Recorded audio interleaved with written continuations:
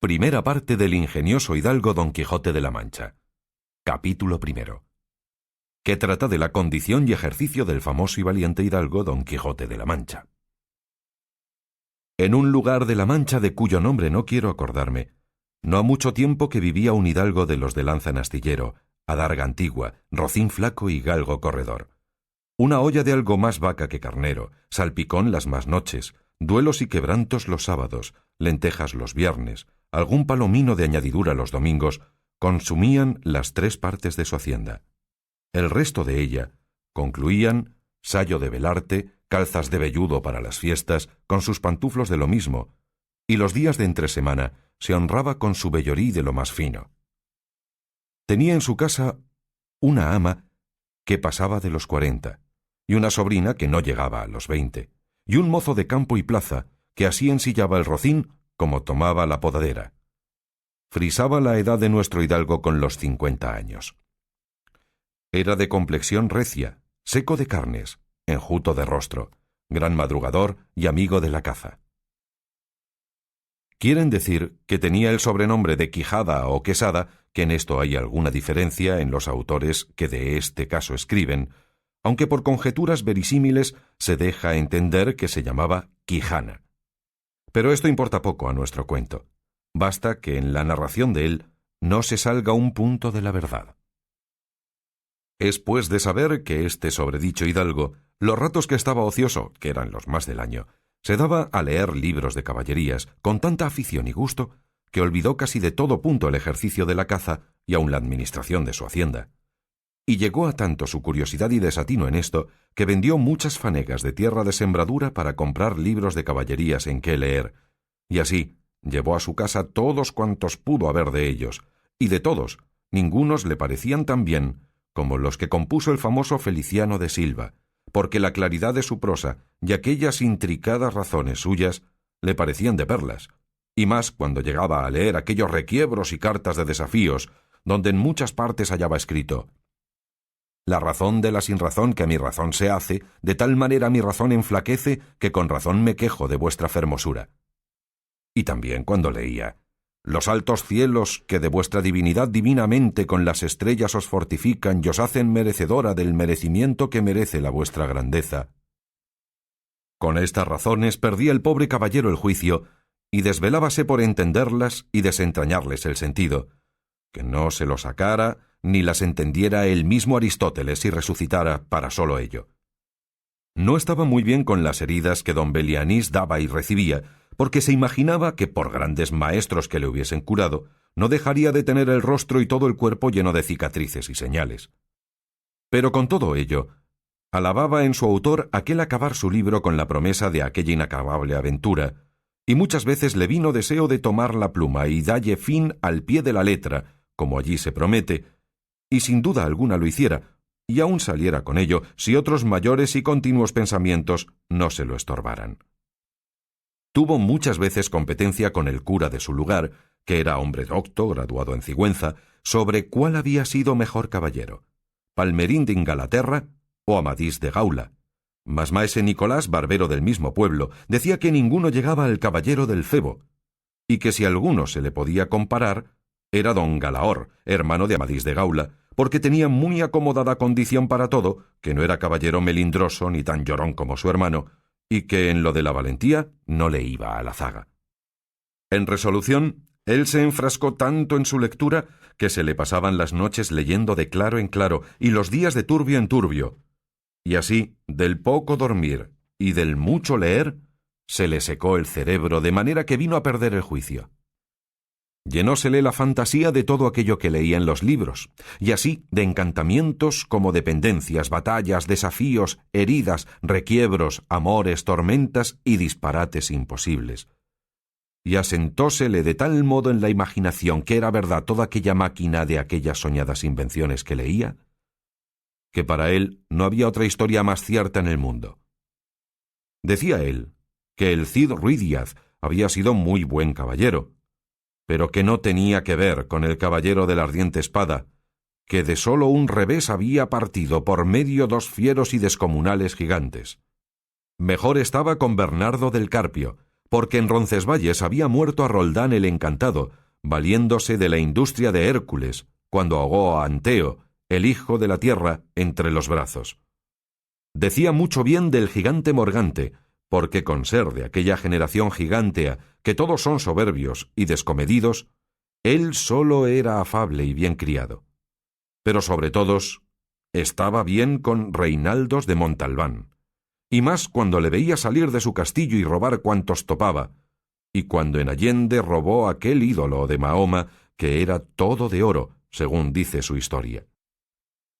Diera él por dar una mano de coces al traidor de Galalón, al ama que tenía y aun a su sobrina de añadidura. En efecto, rematado ya su juicio, vino a dar en el más extraño pensamiento que jamás dio loco en el mundo.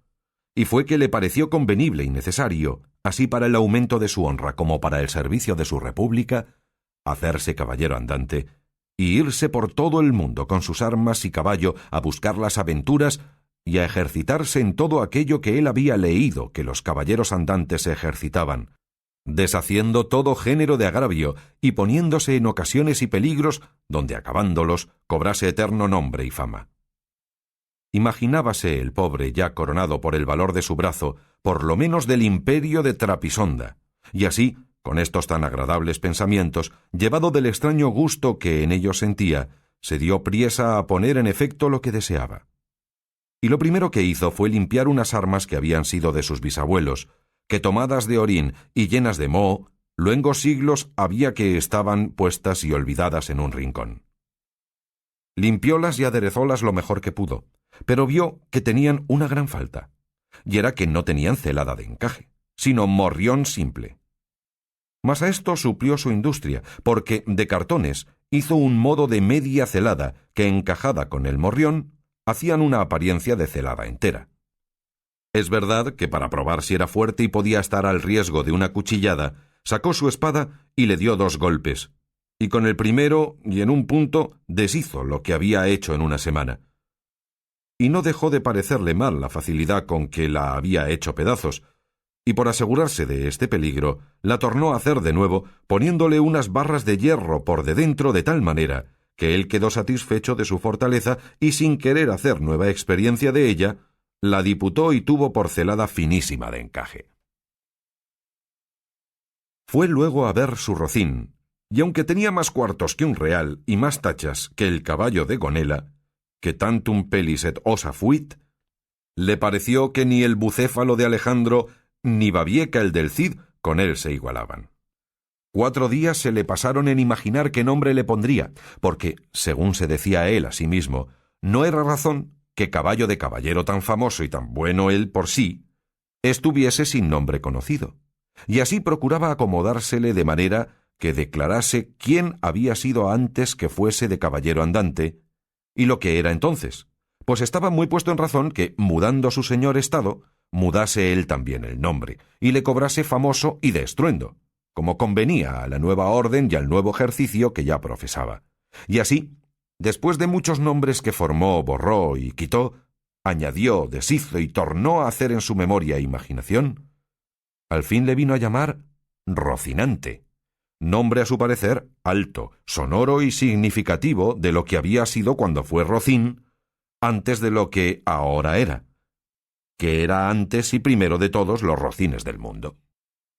Puesto nombre y tan a su gusto a su caballo, quiso ponérsele a sí mismo, y en este pensamiento duró otros 8 días, y al cabo se vino a llamar Don Quijote, de donde, como queda dicho, tomaron ocasión los autores de esta tan verdadera historia que sin duda se debía de llamar Quijada, y no Quesada, como otros quisieron decir. Pero acordándose que el valeroso Amadís no sólo se había contentado con llamarse Amadís a secas, sino que añadió el nombre de su reino y patria por hacerla famosa, y se llamó Amadís de Gaula, así quiso, como buen caballero, añadir al suyo el nombre de la suya y llamarse Don Quijote de la Mancha, con que a su parecer declaraba muy al vivo su linaje y patria y la honraba con tomar el sobrenombre de ella. Limpias pues sus armas, hecho del morrión celada, puesto nombre a su rocín, y confirmádose a sí mismo, se dio a entender que no le faltaba otra cosa sino buscar una dama de quien enamorarse, porque el caballero andante sin amores era árbol sin hojas y sin fruto y cuerpo sin alma. Decíase él: si yo por malos de mis pecados o por mi buena suerte me encuentro por ahí con algún gigante, como de ordinario les acontece a los caballeros andantes, y le derribo de un encuentro, o le parto por mitad del cuerpo, o finalmente le venzo y le rindo, ¿no será bien tener a quien enviarle presentado, y que entre y se hinque de rodillas ante mi dulce señora y diga con voz humilde y rendida: yo, señora, soy el gigante Caraculiambro, señor de la ínsula Malindrania, a quien venció en singular batalla el jamás, como se debe alabado caballero, Don Quijote de la Mancha, el cual me mandó que me presentase ante vuestra merced para que la vuestra grandeza disponga de mí a su talante? Oh, cómo se holgó nuestro buen caballero cuando hubo hecho este discurso, y más cuando halló a quien dar nombre a su dama. Y fue, a lo que se cree, que en un lugar cerca del suyo había una moza labradora de muy buen parecer, de quien él un tiempo anduvo enamorado, aunque según se entiende ella jamás lo supo ni le dio cata de ello. Llamábase Aldonza Lorenzo, y a ésta le pareció ser bien darle título de señora de sus pensamientos. Y buscándole nombre que no desdijese mucho del suyo, y que tirase y se encaminase al de princesa y gran señora, vino a llamarla Dulcinea del Toboso, porque era natural del Toboso, nombre a su parecer músico y peregrino y significativo, como todos los demás que a él y a sus cosas había puesto. Capítulo 2, que trata de la primera salida que de su tierra hizo el ingenioso Don Quijote. Hechas pues estas prevenciones, no quiso aguardar más tiempo a poner en efecto su pensamiento, apretándole a ello la falta que él pensaba que hacía en el mundo su tardanza, según eran los agravios que pensaba deshacer, tuertos que enderezar, sin razones que enmendar y abusos que mejorar y deudas que satisfacer. Y así, sin dar parte a persona alguna de su intención, y sin que nadie le viese, una mañana antes del día, que era uno de los calurosos del mes de julio, se armó de todas sus armas, subió sobre Rocinante, puesta su mal compuesta celada, embrazó su adarga, tomó su lanza, y por la puerta falsa de un corral salió al campo con grandísimo contento y alborozo de ver con cuánta facilidad había dado principio a su buen deseo. Mas apenas se vio en el campo, cuando le asaltó un pensamiento terrible y tal, que por poco le hiciera dejar la comenzada empresa, y fue que le vino a la memoria que no era armado caballero, y que conforme a la ley de caballería ni podía ni debía tomar armas con ningún caballero, y puesto que lo fuera, había de llevar armas blancas, como novel caballero, sin empresa en el escudo, hasta que por su esfuerzo lo ganase. Estos pensamientos le hicieron titubear en su propósito, mas, pudiendo más su locura que otra razón alguna, propuso de hacerse armar caballero del primero que topase, a imitación de otros muchos que así lo hicieron, según él había leído en los libros que tal le tenían. En lo de las armas blancas, pensaba limpiarlas de manera, en teniendo lugar, que lo fuesen más que un armiño. Y con esto se quietó, y prosiguió su camino, sin llevar otro que aquel que su caballo quería, creyendo que en aquello consistía la fuerza de las aventuras. Yendo pues caminando nuestro flamante aventurero, iba hablando consigo mismo y diciendo: ¿quién duda sino que en los venideros tiempos, cuando salga a la luz la verdadera historia de mis famosos hechos, que el sabio que los escribiere no ponga cuando llegue a contar esta mi primera salida tan de mañana de esta manera? Apenas había el rubicundo Apolo tendido por la faz de la ancha y espaciosa tierra las doradas hebras de sus hermosos cabellos, y apenas los pequeños y pintados pajarillos con sus arpadas lenguas habían saludado con dulce y meliflua armonía la venida de la rosada aurora, que dejando la blanda cama del celoso marido por las puertas y balcones del manchego horizonte, a los mortales se mostraba, cuando el famoso caballero Don Quijote de la Mancha, dejando las ociosas plumas, subió sobre su famoso caballo Rocinante y comenzó a caminar por el antiguo y conocido campo de Montiel. Y era la verdad que por él caminaba. Y añadió diciendo: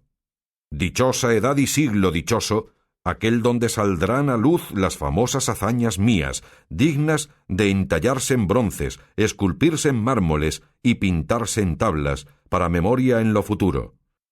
Oh tú, sabio encantador, quien quiera que seas, a quien ha de tocar el ser cronista de esta peregrina historia, ruégote que no te olvides de mi buen Rocinante, compañero eterno mío en todos mis caminos y carreras. Luego volvía diciendo, como si verdaderamente fuera enamorado: Oh princesa Dulcinea, señora de este cautivo corazón, mucho agravio me habedes fecho en despedirme y reprocharme con el riguroso afincamiento de mandarme no parecer ante la vuestra fermosura. Plégaos, señora, de membraros de este vuestro sujeto corazón que tantas cuitas por vuestro amor padece. Con estos iba ensartando otros disparates, todos al modo de los que sus libros le habían enseñado, imitando en cuanto podía su lenguaje. Con esto caminaba tan despacio y el sol entraba tan apriesa y con tanto ardor que fuera bastante a derretirle los sesos, si algunos tuviera. Casi todo aquel día caminó sin acontecerle cosa que de contar fuese, de lo cual se desesperaba, porque quisiera topar luego con quien hacer experiencia del valor de su fuerte brazo. Autores hay que dicen que la primera aventura que le avino fue la del puerto Lápice. Otros dicen que la de los molinos de viento.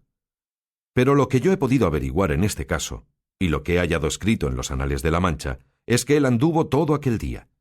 y al anochecer su rocín y él se hallaron cansados y muertos de hambre, y que mirando a todas partes por ver si descubriría algún castillo o alguna majada de pastores donde recogerse y a donde pudiese remediar su mucha hambre y necesidad,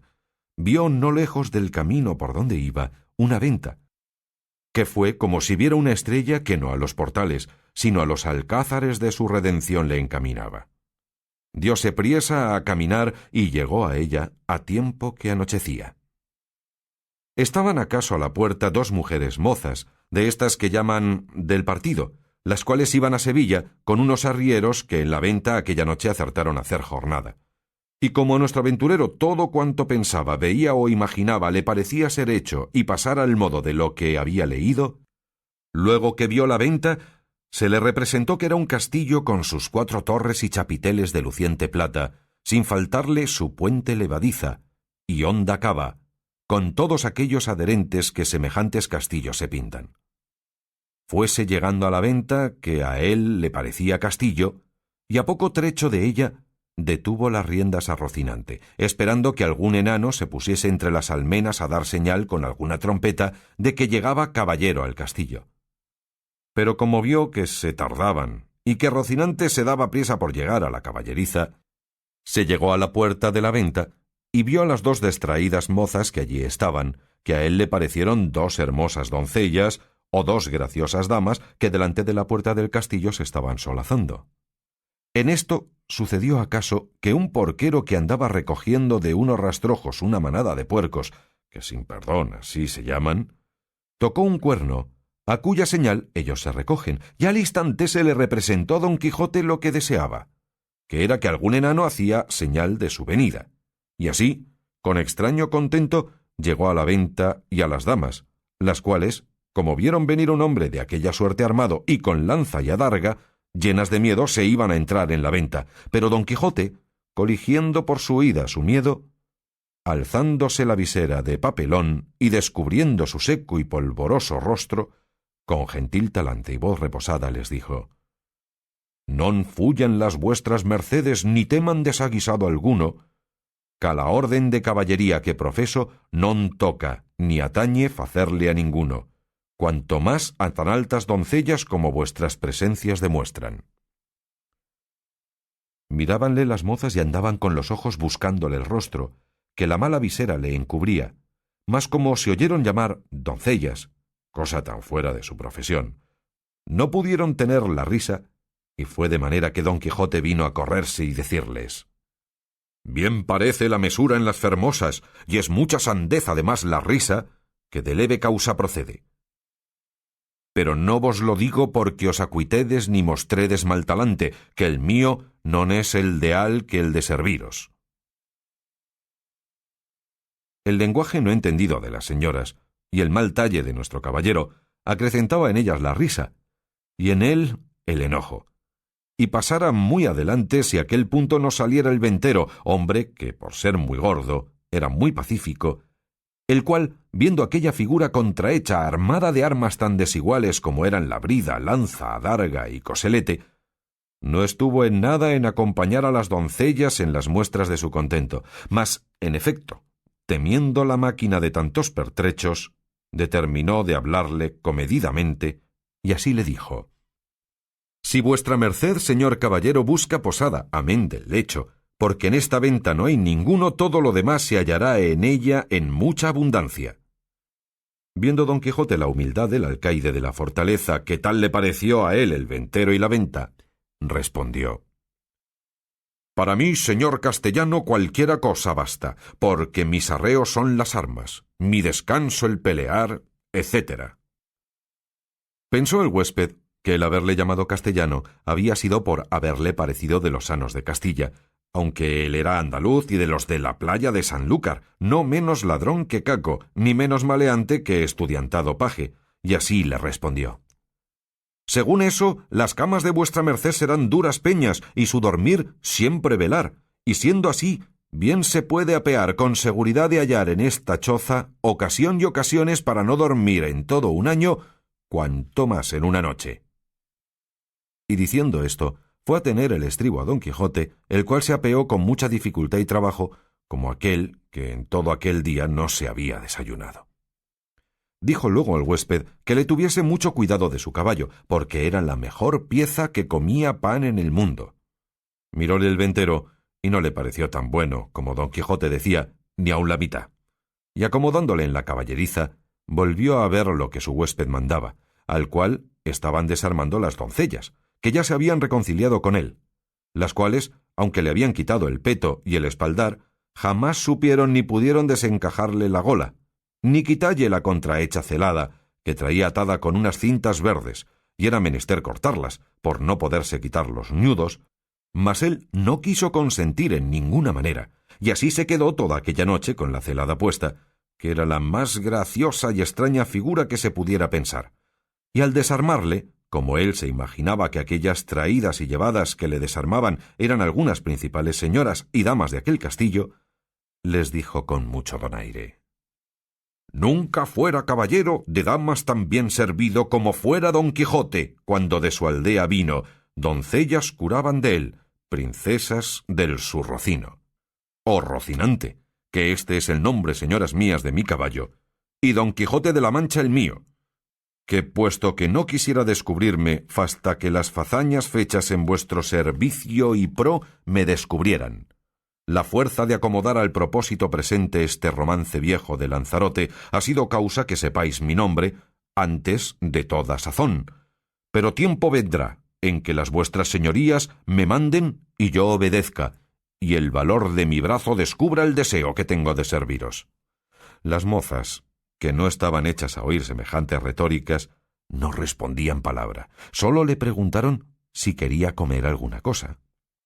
«Cualquiera llantaría yo», respondió don Quijote, «porque a lo que entiendo me haría mucho el caso».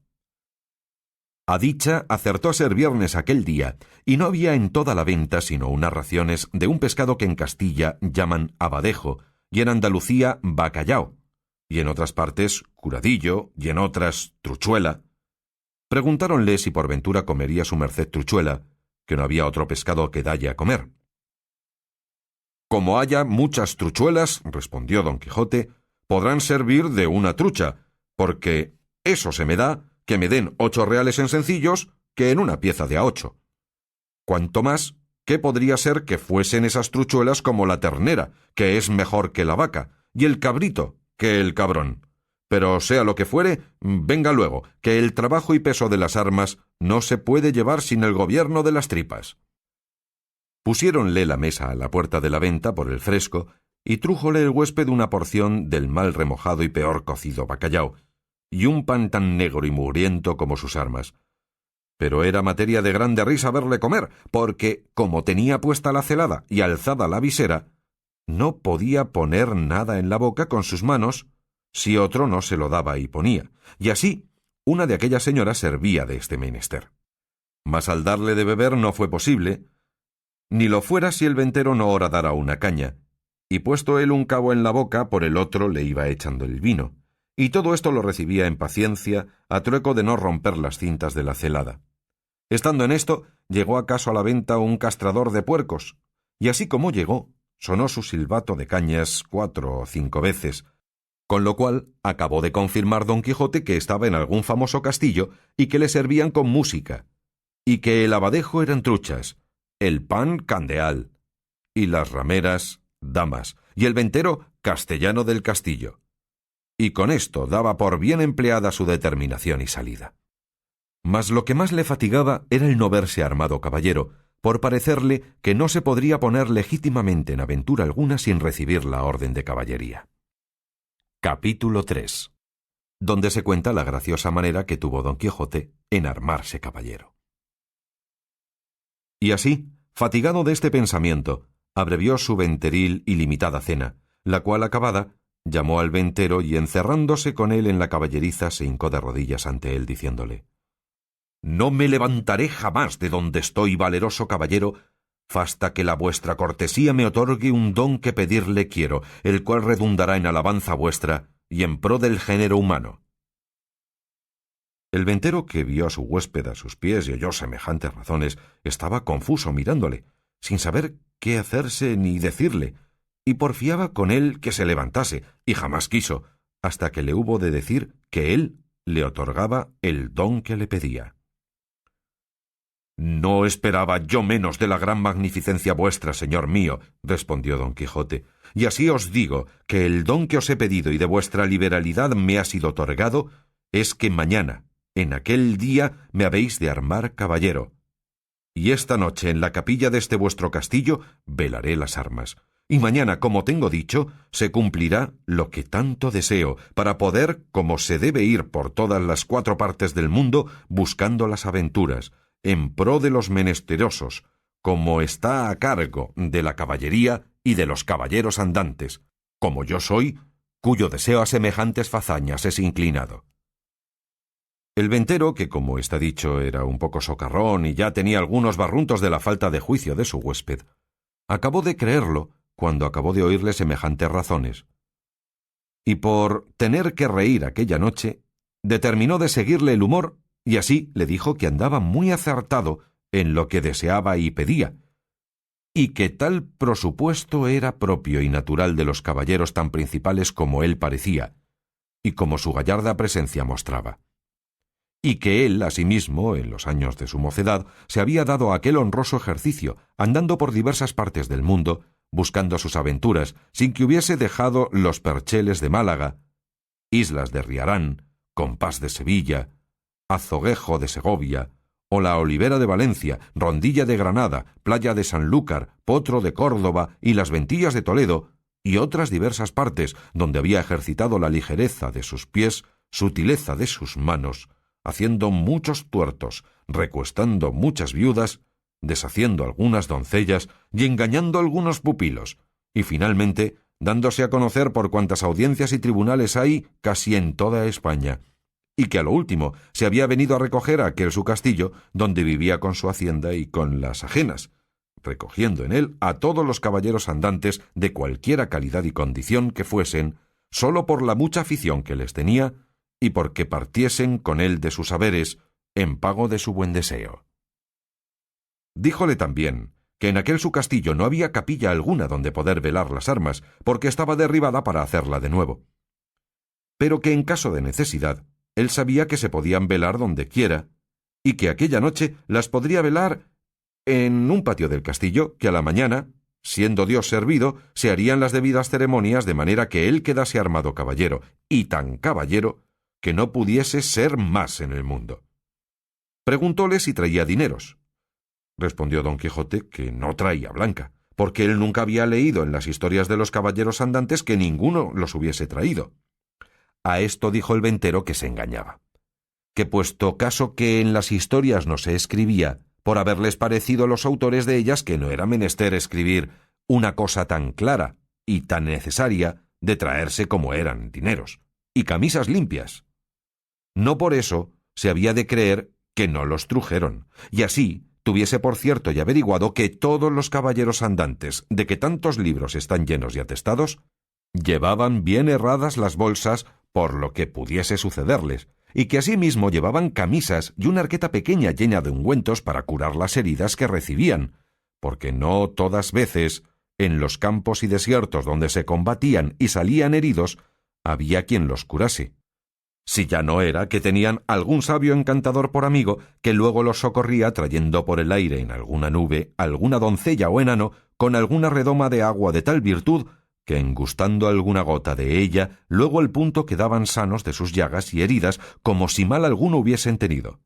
Mas que en tanto que esto no hubiese, tuvieron los pasados caballeros por cosa acertada que sus escuderos fuesen proveídos de dineros y de otras cosas necesarias como eran hilas y ungüentos para curarse, y cuando sucedía que los tales caballeros no tenían escuderos, que eran pocas y raras veces, ellos mismos lo llevaban todo en unas alforjas muy sutiles que casi no se parecían a las ancas del caballo,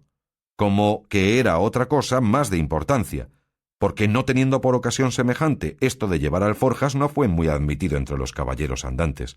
y por eso le daba por consejo, pues aún se lo podía mandar como a su ahijado, que tan presto lo había de ser, que no caminase de allí adelante sin dineros y sin las prevenciones referidas, y que vería cuán bien se hallaba con ellas cuando menos se pensase.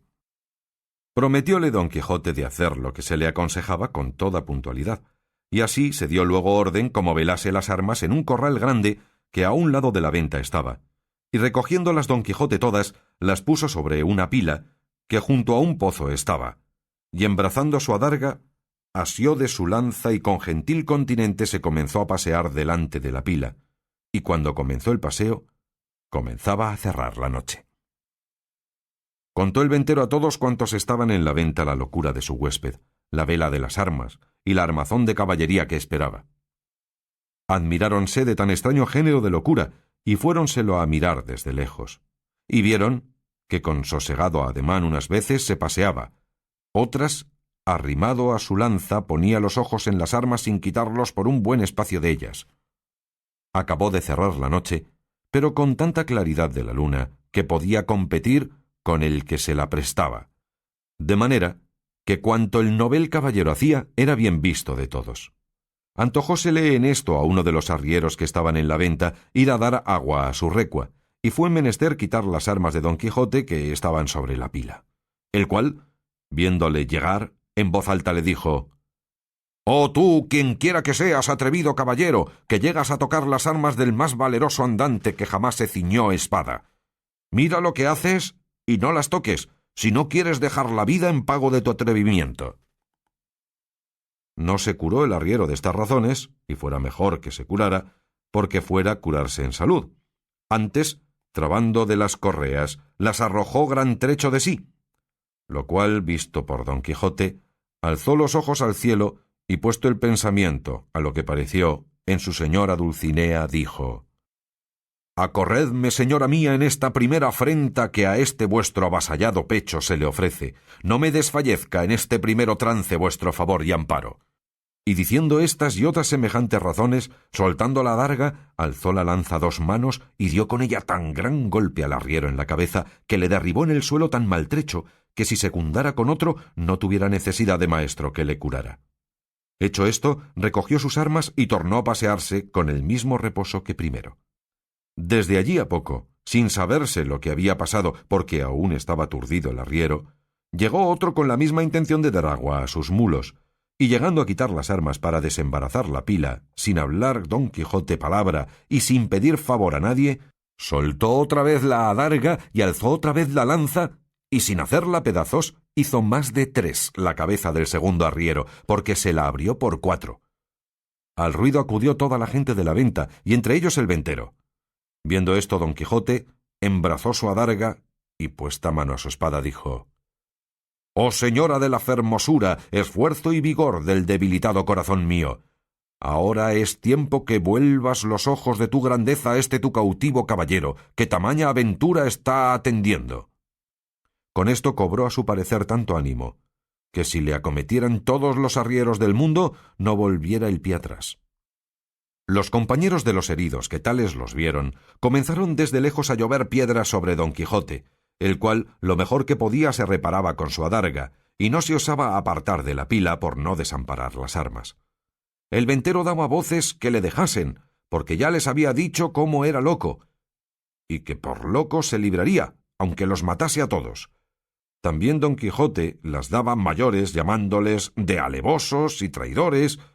y que el señor del castillo era un follón y mal nacido caballero,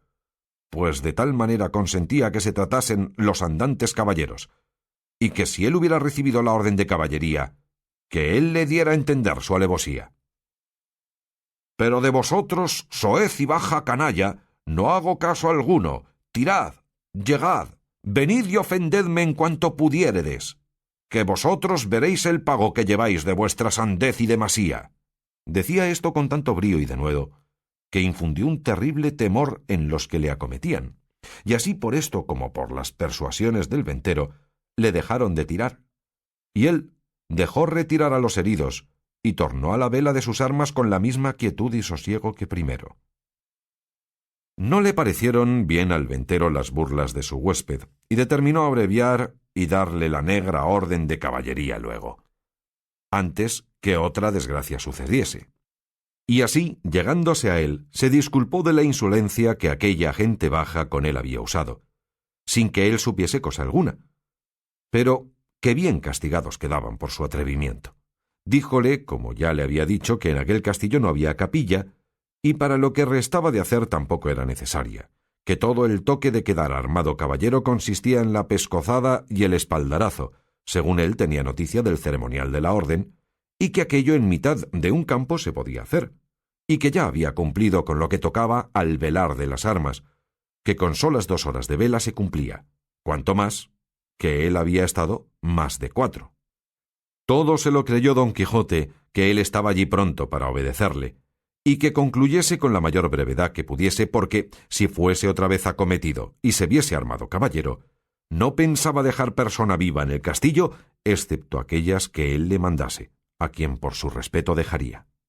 Advertido y medroso de esto el castellano, trujo luego un libro donde asentaba la paja y cebada que daban los arrieros, y con un cabo de vela que le traía un muchacho, y con las 2 ya dichas doncellas, se vino donde Don Quijote estaba, al cual mandó hincar de rodillas, y leyendo en su manual, como que decía alguna devota oración, en mitad de la leyenda alzó la mano y dióle sobre el cuello un buen golpe, y tras él, con su misma espada, un gentil espaldarazo, siempre murmurando entre dientes como que rezaba. Hecho esto, mandó a una de aquellas damas que le ciñese la espada, la cual lo hizo con mucha desenvoltura y discreción, porque no fue menester poca para no reventar de risa a cada punto de las ceremonias, pero las proezas que ya habían visto del novel caballero les tenía la risa a raya. Al ceñirle la espada, dijo la buena señora: «Dios haga a vuestra merced muy venturoso caballero, y le dé ventura en lides». Don Quijote le preguntó cómo se llamaba, porque él supiese de allí en adelante a quién quedaba obligado por la merced recibida, porque pensaba darle alguna parte de la honra que alcanzase por el valor de su brazo. Ella respondió con mucha humildad que se llamaba La Tolosa, y que era hija de un remendón natural de Toledo, que vivía a las tendillas de Sancho Bienaya, y que dondequiera que ella estuviese le serviría y le tendría por señor. Don Quijote le replicó que por su amor le hiciese merced que de allí en adelante se pusiese don y se llamase Doña Tolosa. Ella se lo prometió, y la otra le calzó la espuela, con la cual le pasó casi el mismo coloquio que con la de la espada. Preguntóle su nombre y dijo que se llamaba La Molinera, y que era hija de un honrado molinero de Antequera, a la cual también rogó Don Quijote que se pusiese don y se llamase Doña Molinera, ofreciéndole nuevos servicios y mercedes. Hechas, pues, de galope y aprisa las hasta allí nunca vistas ceremonias, no vio la hora Don Quijote de verse a caballo y salir buscando las aventuras, y ensillando luego a Rocinante, subió en él, y abrazando a su huésped, le dijo cosas tan extrañas, agradeciéndole la merced de haberle armado caballero, que no es posible acertar a referirlas. El ventero, por verle ya fuera de la venta, con no menos retóricas, aunque con más breves palabras, respondió las suyas, y sin pedirle la costa de la posada, le dejó ir a la buen hora. Capítulo 4. De lo que le sucedió a nuestro caballero cuando salió de la venta. La del alba sería cuando Don Quijote salió de la venta tan contento, tan gallardo, tan alborozado por verse ya armado caballero, que el gozo le reventaba por las cinchas del caballo. Mas viniéndole a la memoria los consejos de su huésped cerca de las prevenciones tan necesarias que había de llevar consigo, especial la de los dineros y camisas, determinó volver a su casa y acomodarse de todo, y de un escudero, haciendo cuenta de recibir a un labrador vecino suyo que era pobre y con hijos, pero muy a propósito para el oficio escuderil de la caballería. Con este pensamiento guió a Rocinante hacia su aldea, el cual, casi conociendo la querencia, con tanta gana comenzó a caminar, que parecía que no ponía los pies en el suelo. No había andado mucho cuando le pareció que a su diestra mano, de la espesura de un bosque que allí estaba, salían unas voces delicadas, como de persona que se quejaba, y apenas las hubo oído cuando dijo: «Gracias doy al cielo por la merced que me hace, pues tan presto me pone ocasiones delante donde yo pueda cumplir con lo que debo a mi profesión y donde pueda coger el fruto de mis buenos deseos. Estas voces, sin duda, son de algún menesteroso o menesterosa que ha menester mi favor y ayuda». Y volviendo las riendas, encaminó a Rocinante hacia donde le pareció que las voces salían, y a pocos pasos que entró por el bosque vio atada una yegua a una encina, y atado en otra a un muchacho desnudo de medio cuerpo arriba, hasta de edad de 15 años, que era el que las voces daba, y no sin causa, porque le estaba dando con una pretina muchos azotes un labrador de buen talle, y cada azote le acompañaba con una reprensión y consejo, porque decía: «La lengua queda y los ojos listos». Y el muchacho respondía: «No lo haré otra vez, señor mío, por la pasión de Dios que no lo haré otra vez, y yo prometo de tener de aquí en adelante más cuidado con el hato». Y viendo Don Quijote lo que pasaba, con voz airada dijo: «Descortés caballero, mal parece tomaros con quien defender no se puede. Subid sobre vuestro caballo y tomad vuestra lanza», que también tenía una lanza arrimada a la encina donde estaba arrendada la yegua, «que yo os haré conocer ser de cobardes lo que estáis haciendo». El labrador, que vio sobre sí aquella figura llena de armas blandiendo la lanza sobre su rostro, túvose por muerto, y con buenas palabras respondió: «Señor caballero, este muchacho que estoy castigando es mi criado, que me sirve de guardar una manada de ovejas que tengo en estos contornos, el cual es tan descuidado que cada día me falta una, y porque castigo su descuido o bellaquería, dice que lo hago de miserable. Por no pagalle la soldada que le debo, y en Dios y en mi ánima que miente». «¿Miente delante de mí, ruin villano?», dijo Don Quijote, «por el sol que nos alumbra, que estoy por pasaros de parte a parte con esta lanza. Pagadle luego sin más réplica, sino por el Dios que nos rige, que os concluya y aniquile en este punto. Desatadlo luego». El labrador bajó la cabeza y sin responder palabra desató a su criado, al cual preguntó Don Quijote que cuánto le debía su amo. Él dijo que 9 meses, a 7 reales cada mes. Hizo la cuenta Don Quijote y halló que montaban 73 reales, y díjole al labrador que al momento los desembolsase, si no quería morir por ello. Respondió el medroso villano que, para el paso en que estaba y juramento que había hecho, y aún no había jurado nada, que no eran tantos, porque se le habían de descontar y recibir en cuenta 3 pares de zapatos que le había dado y un real de 2 sangrías que le habían hecho estando enfermo. «Bien está todo eso», replicó Don Quijote, «pero quédense los zapatos y las sangrías por los azotes que sin culpa le habéis dado. Que si él rompió el cuero de los zapatos que vos pagastes, vos le habéis rompido el de su cuerpo, y si le sacó el barbero sangre estando enfermo, vos en sanidad se la habéis sacado. Así que, por esta parte, no os debe nada».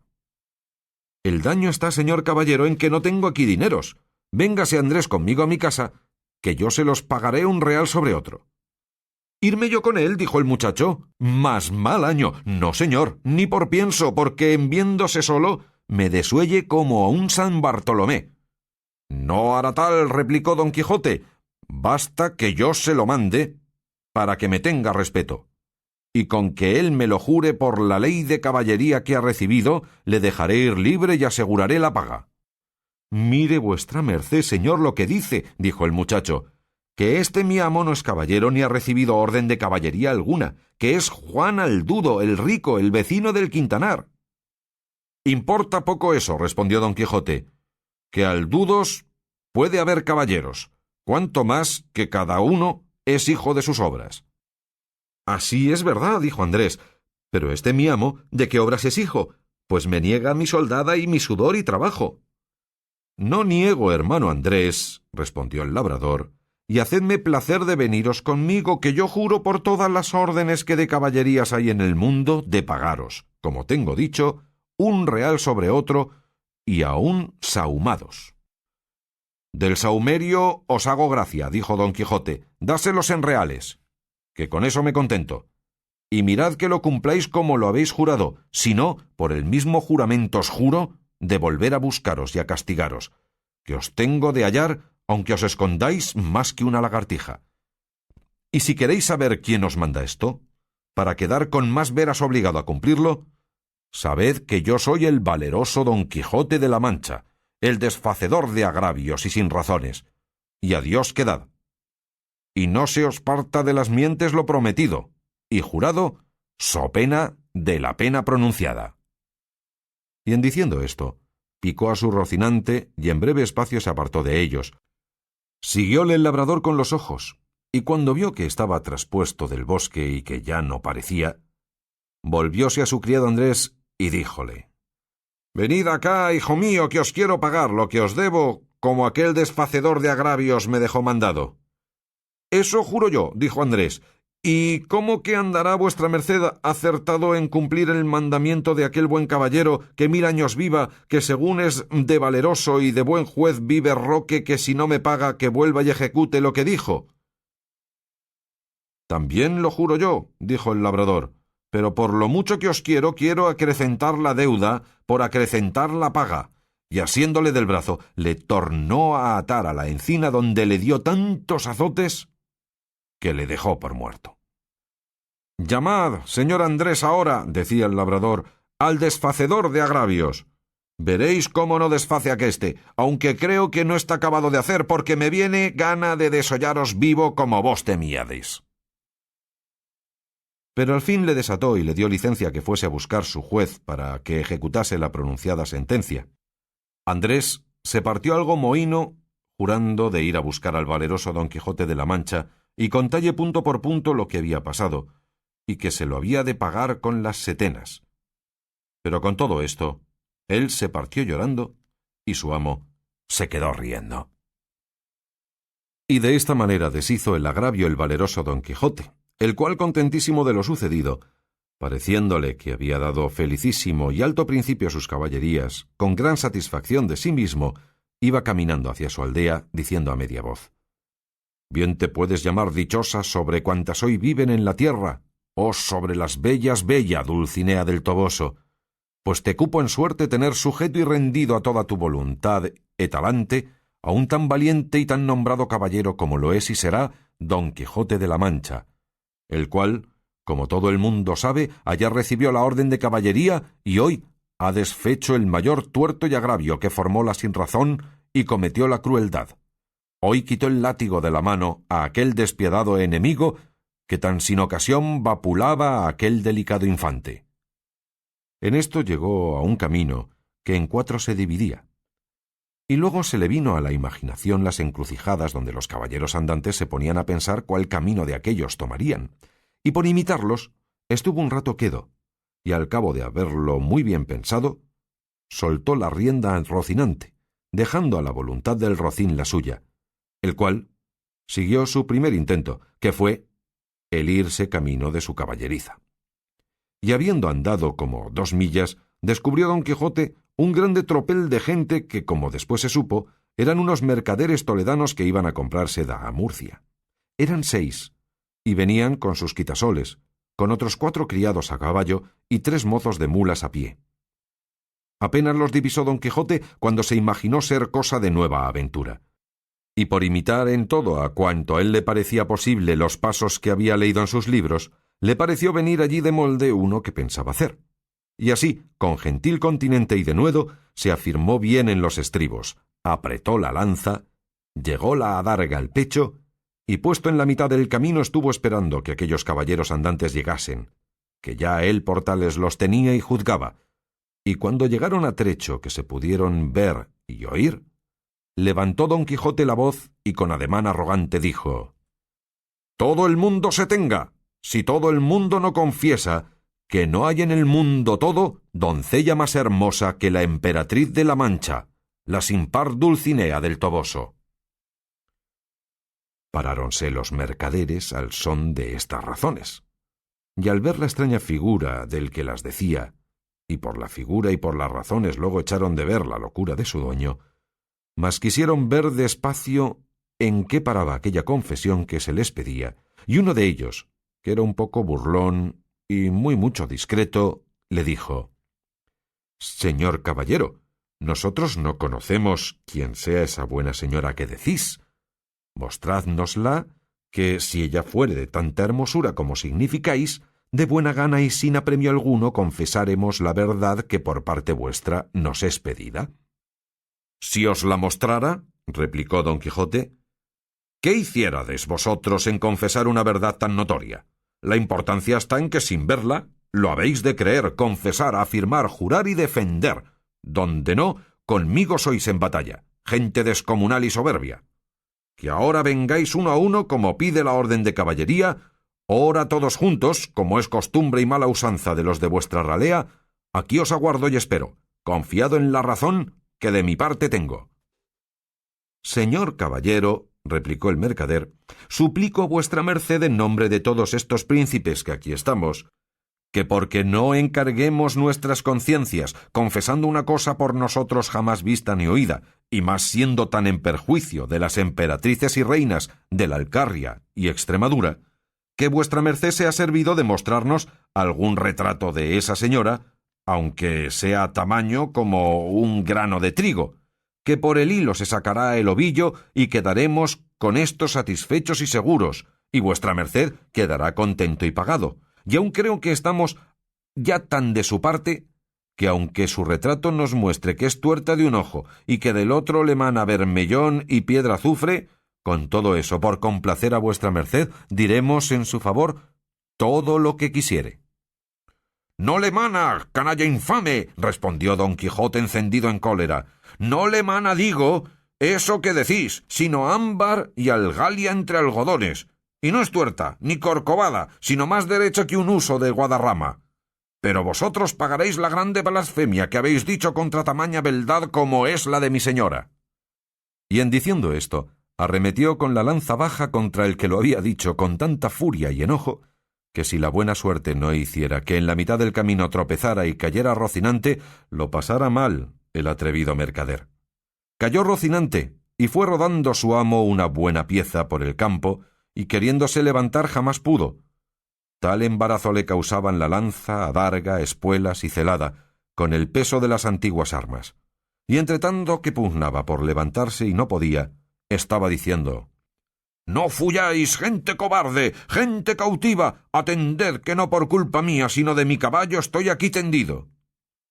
Un mozo de mulas de los que allí venían, que no debía de ser muy bien intencionado, oyendo decir al pobre caído tantas arrogancias, no lo pudo sufrir sin darle la respuesta en las costillas.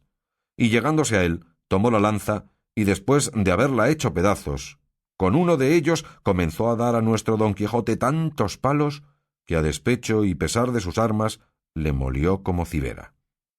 Dábanle voces sus amos que no le diese tanto y que le dejase, pero estaba ya el mozo picado, y no quiso dejar el juego hasta envidar todo el resto de su cólera, y acudiendo por los demás trozos de la lanza los acabó de deshacer sobre el miserable caído, que con toda aquella tempestad de palos que sobre él llovía no cerraba la boca amenazando al cielo y a la tierra y a los malandrines que tal le parecían. Cansóse el mozo, y los mercaderes siguieron su camino, llevando que contar en todo él del pobre apaleado, el cual, después que se vio solo, tornó a probar si podía levantarse, pero si no lo pudo hacer cuando sano y bueno,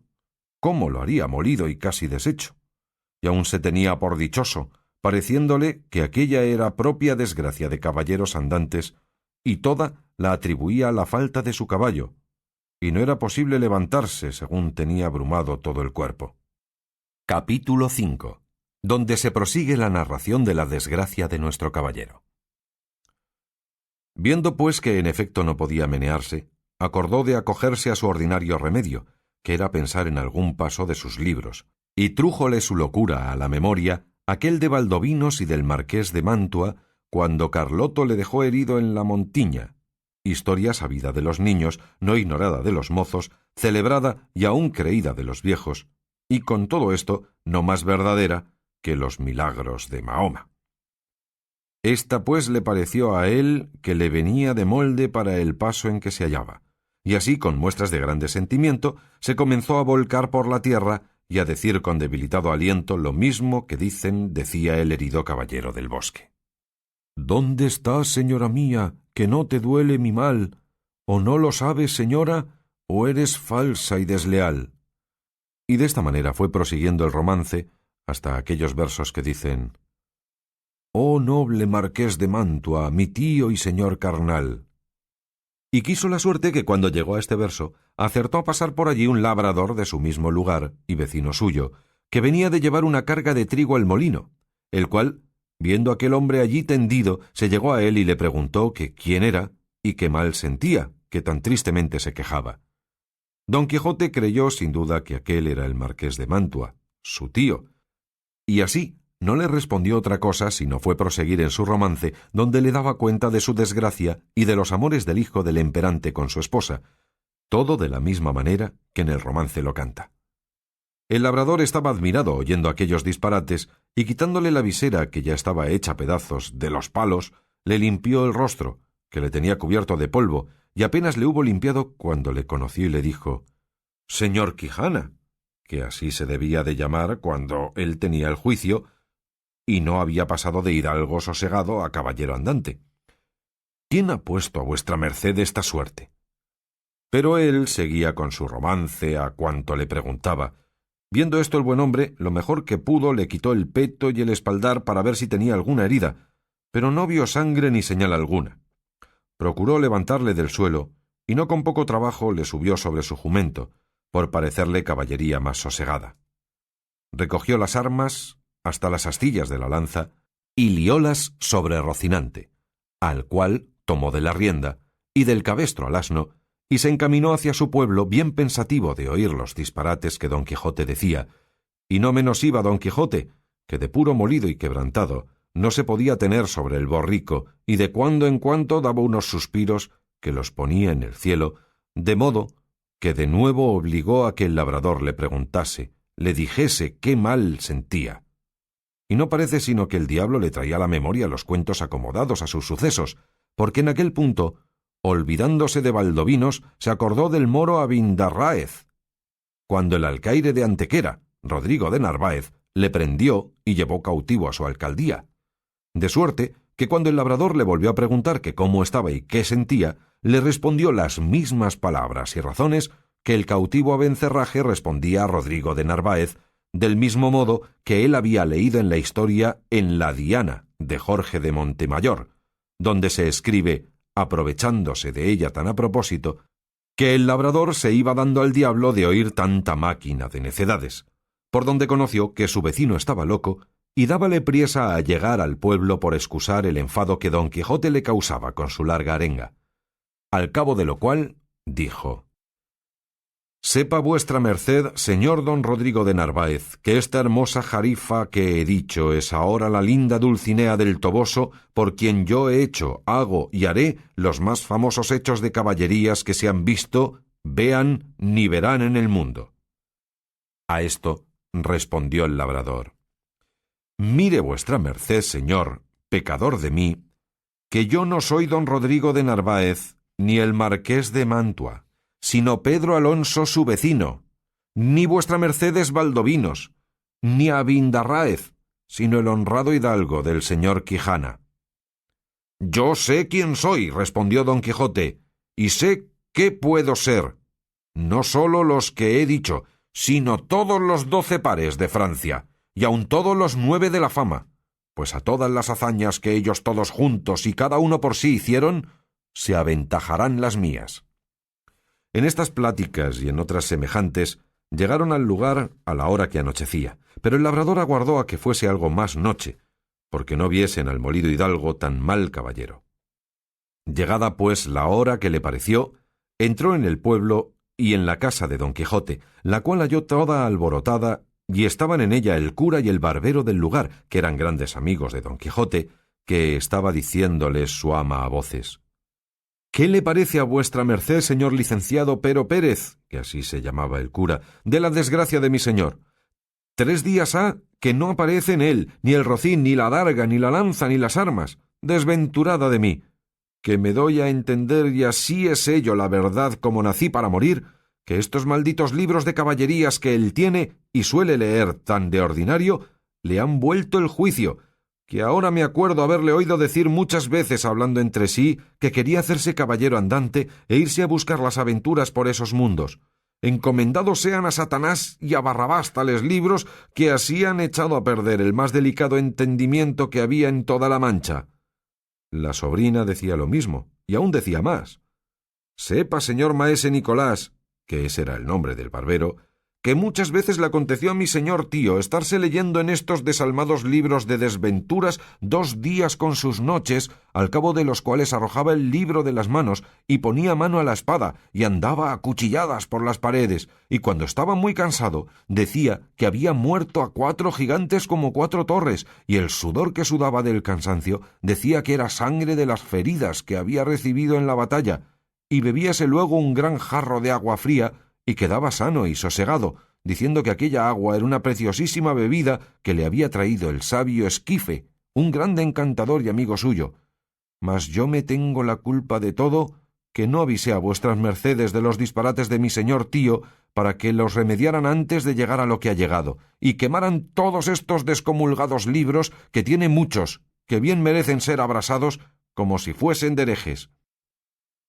«Esto digo yo también», dijo el cura, «y a fe que no se pase el día de mañana sin que de ellos no se haga acto público y sean condenados al fuego, porque no den ocasión a quien los leyere de hacer lo que mi buen amigo debe de haber hecho». Todo esto estaban oyendo el labrador y don Quijote, con que acabó de entender el labrador la enfermedad de su vecino, y así comenzó a decir a voces: «Abran vuestras mercedes al señor Valdovinos y al señor Marqués de Mantua, que viene malferido, y al señor Moro Abindarráez, que trae cautivo el valeroso Rodrigo de Narváez, alcaide de Antequera». A estas voces salieron todos, y como conocieron los unos a su amigo, las otras a su amo y tío, que aún no se había apeado del jumento porque no podía, corrieron a abrazarle. Él dijo: «Ténganse todos, que vengo malferido por la culpa de mi caballo. Llévenme a mi lecho y llámese, si fuere posible, a la sabia Urganda, que cure y cate de mis feridas». «Mira, en hora maza», dijo a este punto el ama, «si me decía a mí bien mi corazón del pie que cojeaba mi señor. Suba vuestra merced en buena hora, que sin que vengas a Hurgada, le sabremos aquí curar. Malditos digo sean otra vez y otras 100 esos libros de caballerías que tal han parado a vuestra merced». Lleváronle luego a la cama, y catándole las feridas, no le hallaron ninguna. Y él dijo que todo era molimiento por haber dado una gran caída con Rocinante, su caballo, combatiéndose con 10 jayanes, los más desaforados y atrevidos que se pudieran hallar en gran parte de la tierra. «Ta, ta», dijo el cura, «jayanes hay en la danza. Para mi santiguada que yo los queme mañana antes que llegue la noche». Hiciéronle a don Quijote 1000 preguntas, y a ninguna quiso responder otra cosa, sino que le diesen de comer y le dejasen dormir, que era lo que más le importaba. Hízose así, y el cura se informó muy a la larga del labrador, del modo que había hallado a don Quijote.